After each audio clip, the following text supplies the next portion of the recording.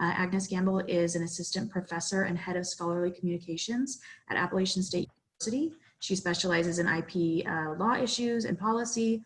Her research interests include copyright, trademark, privacy law, emerging technologies, and international trends in IP. And today she's going to be talking to us. Her paper is titled Capturing the Heartbeat of a Crisis Without Infringement. So I will go ahead and turn it over to you, Agnes. Okay, thanks. Let me just share my screen really quickly and we'll get started. All right. Thanks for that introduction, and thank you to BYU for giving me the opportunity to present today. We're going to be talking about capturing the heartbeat of a crisis without infringement.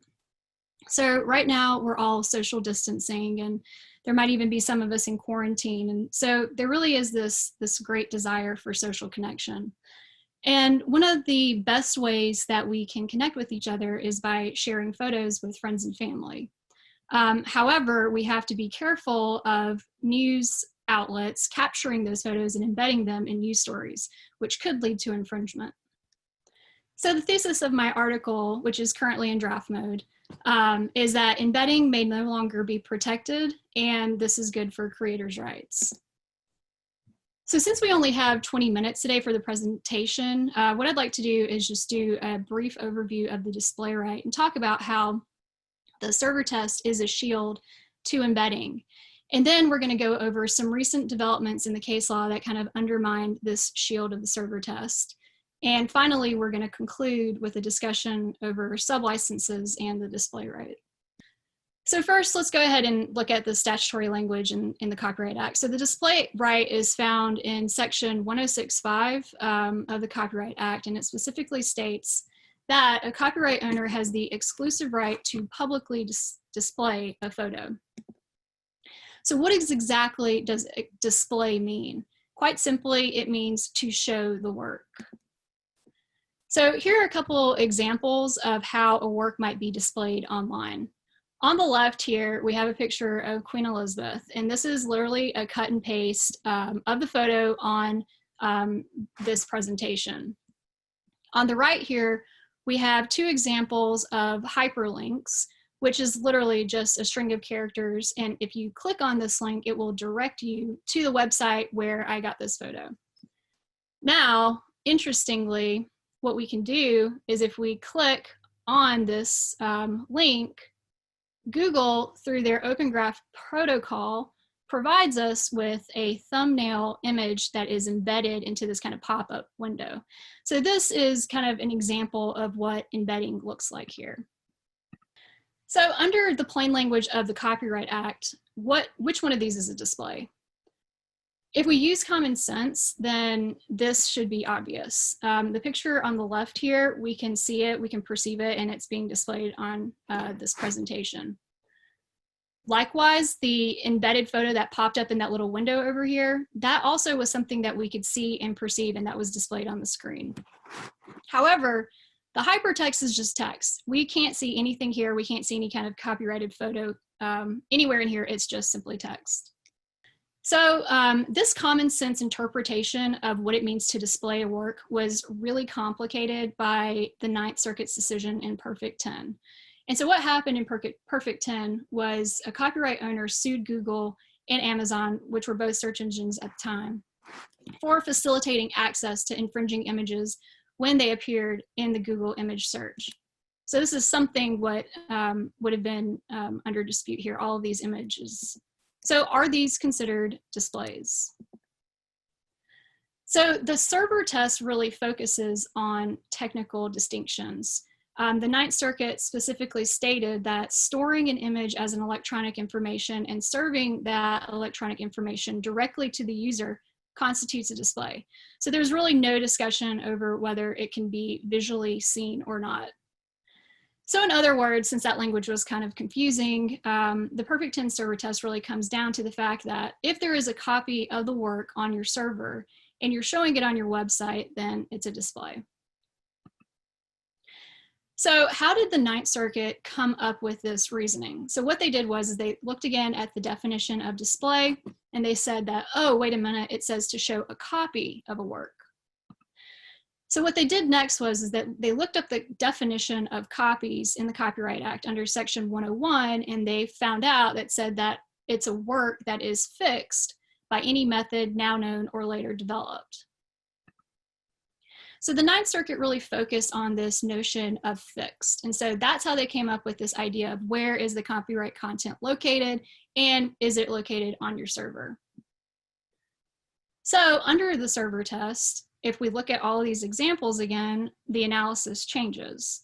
Here in this photo of Queen Elizabeth that's been copied and pasted, there is a JPEG file stored on my computer. On my computer.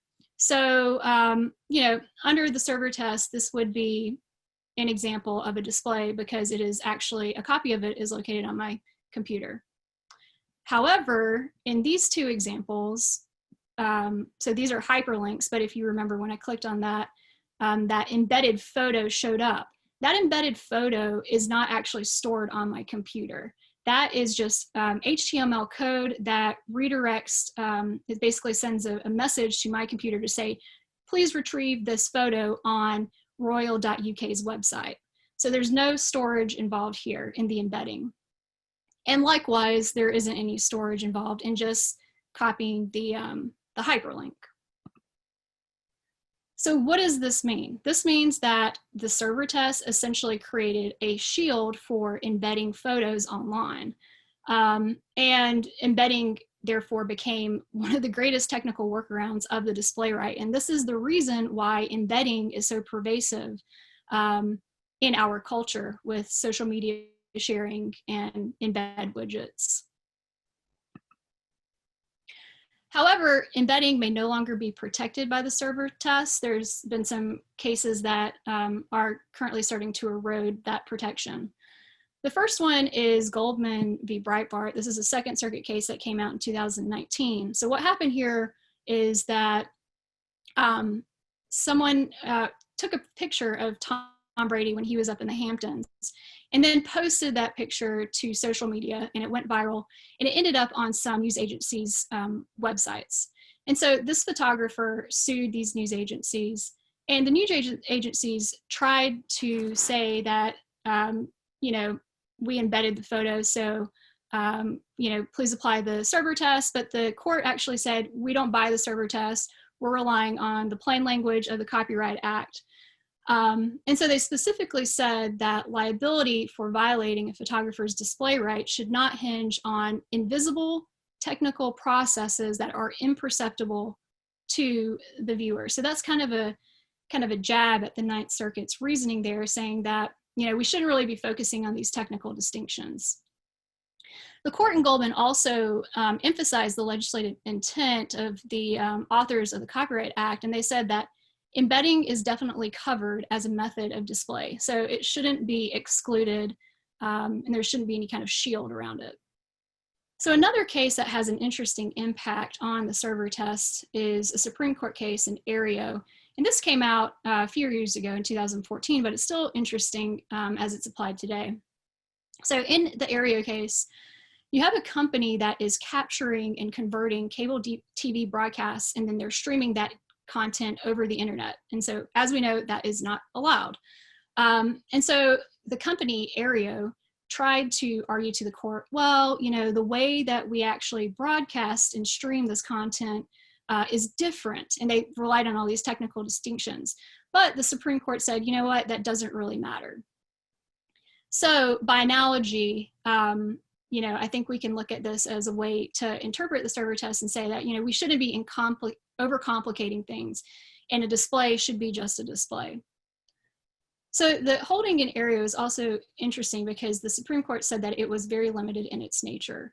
And so again, by analogy, the server test in Perfect 10 was directly applied to the context of search engines, and so therefore should be narrowly applied to cases that involve search engines.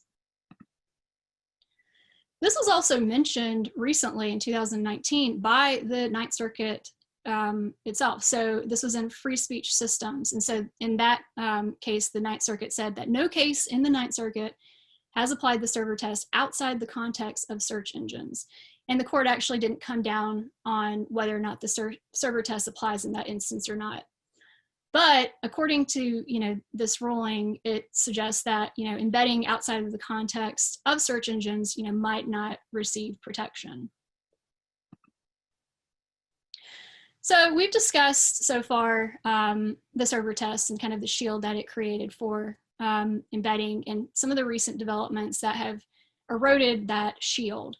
That is not to say that we can't embed photos. So there are legal ways to do that, and that includes licensing. And so two of the main types of licenses include express licenses and implied licenses.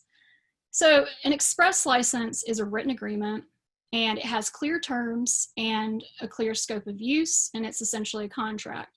If any part of it is unclear, the party's intent is taken into consideration by the juries. An implied license, however, is unwritten, and courts only find these in narrow circumstances, and courts will look at various factors, including the course of the conduct between the parties and how much time had elapsed before that contract was invalidated by one of the parties. So question, can you sublicense the right to display or embed a photo? This question was central to two very recent cases in the Second Circuit, Sinclair and McGucken. And so these happened in April 2020 and June 2020.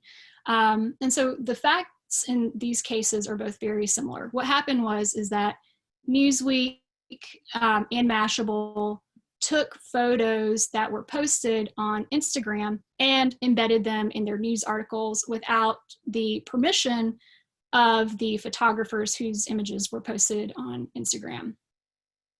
And so, the photographers sued, of course, and then Newsweek and Mashable said that they had every right to do so because they had a sublicense to embed the content and display the content, and that sublicense existed between them and Instagram. So the outcome in Sinclair and McGucken was completely different. In Sinclair, the court ruled that there was a valid sublicense. However, in McGucken, the court ruled that there was no evidence of a sublicense and there was no express grant of a sublicense.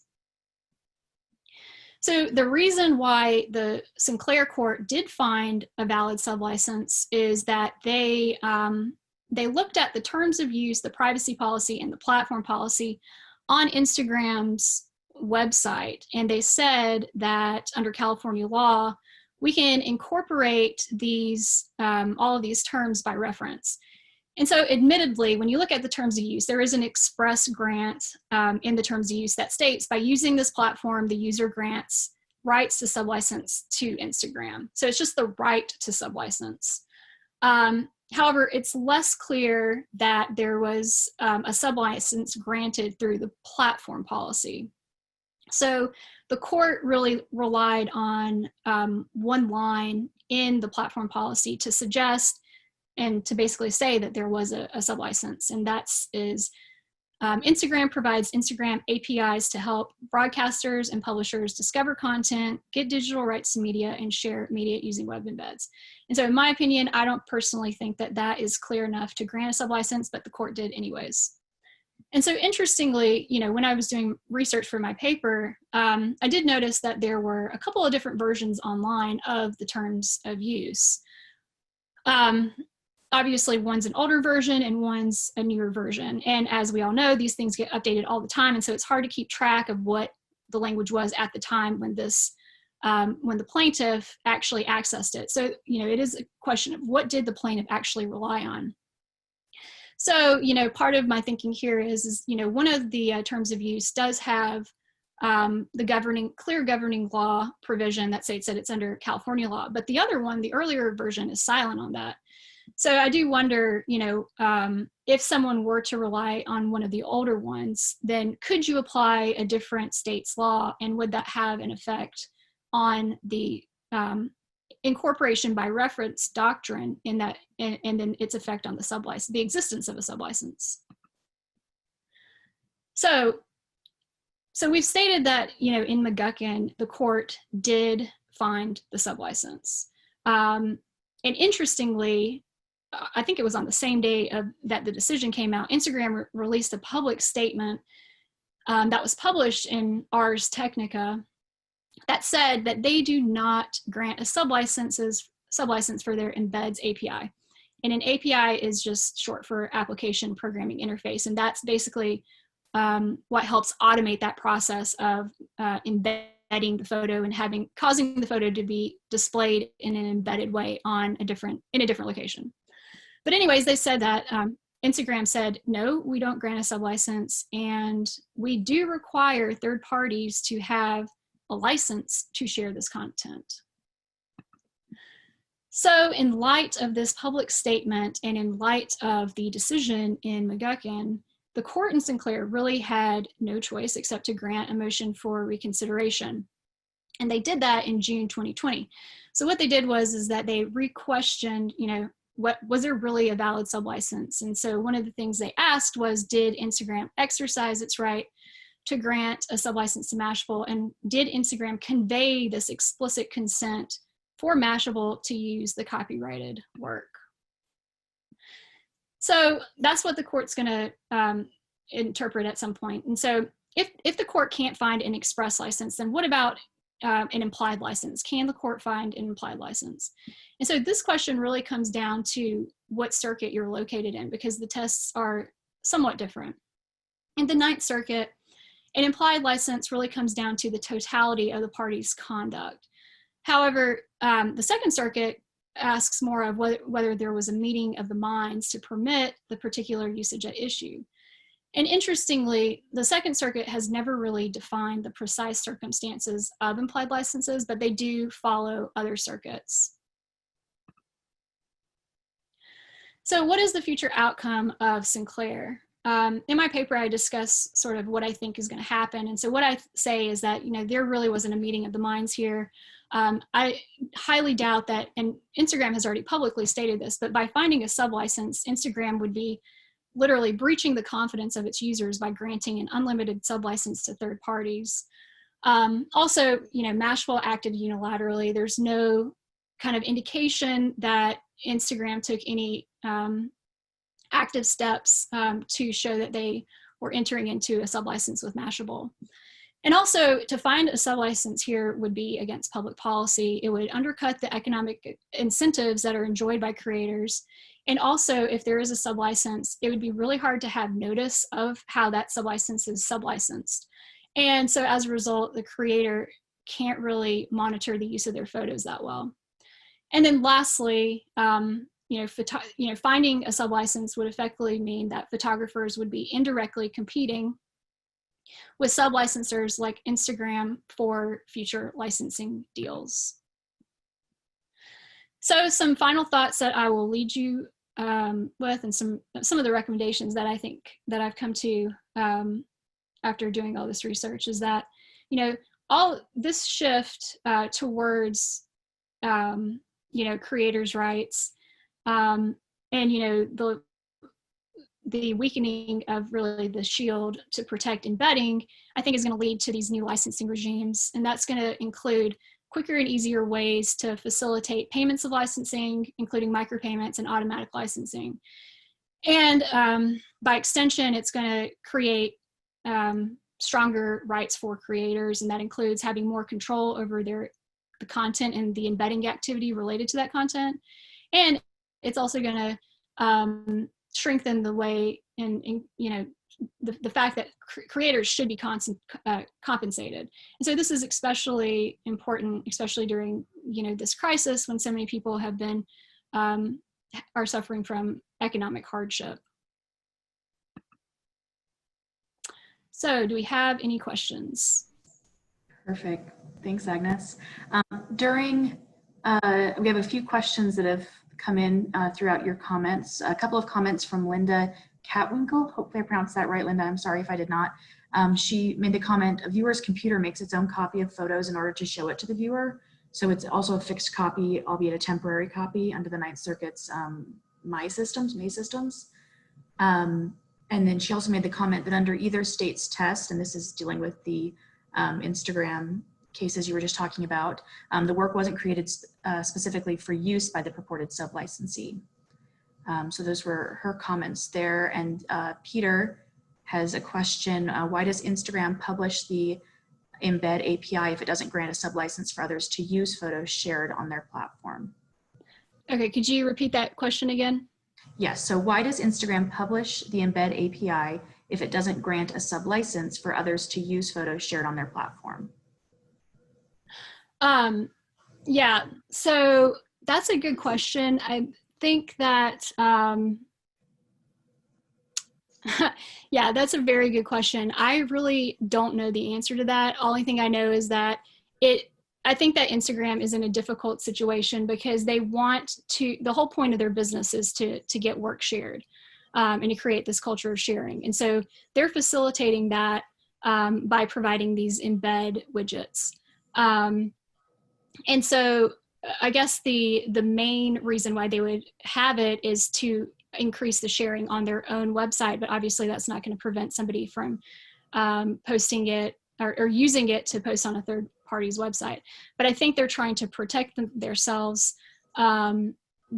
with the terms of use and the the frequent reference to the make sure you're not violating intellectual property rights that are found within their terms of use and on the platform policy. So I think they're kind of trying to protect themselves from the unauthorized use of embedding, but yet they're still definitely facilitating or providing the means to do so. Okay, so other questions, if you want to send those to me in the chat.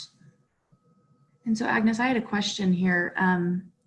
As we look at, as we were talking about, granting more of an express license, I'm wondering, we have a regime like a Creative Commons where creators can proactively license content, but we don't have the, the economic incentives associated with that. Do you see an answer being something in the middle, like a hybrid of those that would allow users to get compensated directly through like a social media platform? Yeah, I think if not a hybrid, then just like a full-on sort of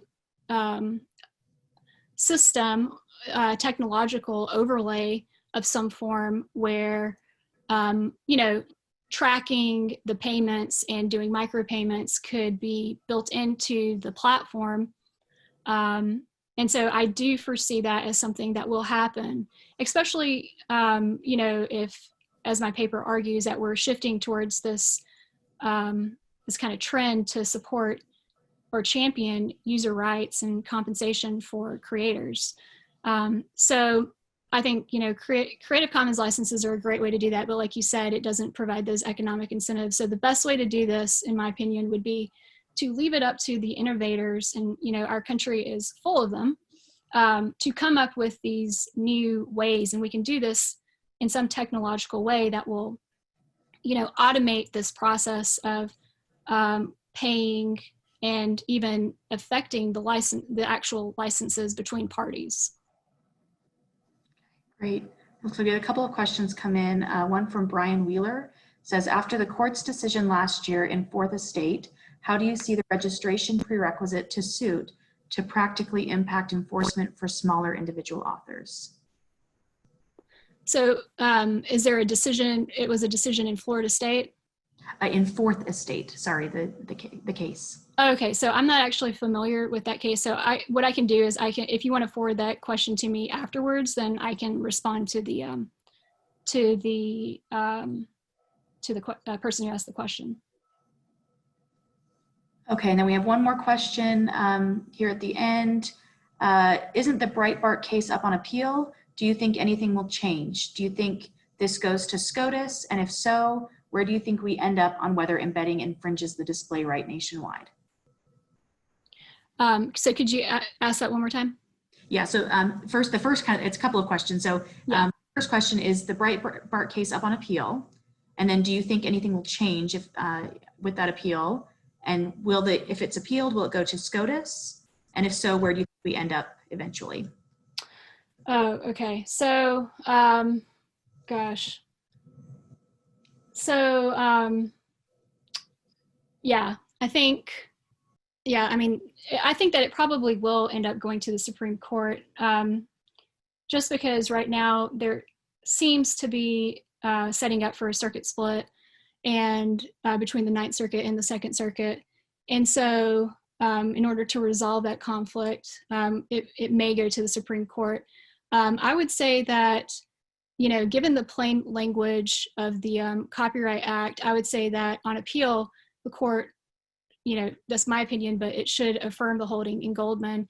We should get back to sort of the intent of Congress, and also, like I said, the plain language of the Copyright Act. And you know, maybe between now and then there won't be much of a split, as we've seen in the Ninth Circuit in that free speech systems case. They didn't come down on it one way or the other, but between now and then they could, and there were similarities between you know, the Ninth Circuit's holding and also the lower court in the Second Circuit.